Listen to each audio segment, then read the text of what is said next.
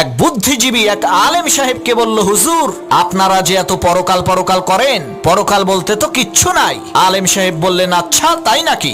বুদ্ধিজীবী বলল, হ্যাঁ। তখন আলেম সাহেব বললেন, আচ্ছা আমি যদি এখন বলি আপনার ব্লাড ক্যান্সার হয়েছে, আপনি কি বিশ্বাস করবেন? তখন বুদ্ধিজীবী বলল, আমারে কি পাগলে কামড়াইছে নাকি এই ফালতু কথা বিশ্বাস করব? তখন আলেম সাহেব বললেন, যদি এই কথাটা কোনো বিশেষজ্ঞ ডাক্তার অত্যাধুনিক যন্ত্রের সাহায্যে চেক আপ করে আপনাকে বলে, তখন কি আপনি বিশ্বাস করবেন? বুদ্ধিজীবী বলল, অবশ্যই বিশ্বাস করব। তখন আলেম সাহেব বললেন, আপনি ডাক্তারের কথা বিশ্বাস করবেন কারণ সে শরীরের বিশেষজ্ঞ, মানুষের দেহ সম্পর্কে সে ভালো জানে। তাহলে আলেমদের কথা বিশ্বাস করেন না কেন? তারাও তো আসমানি কিতাবের বিশেষজ্ঞ।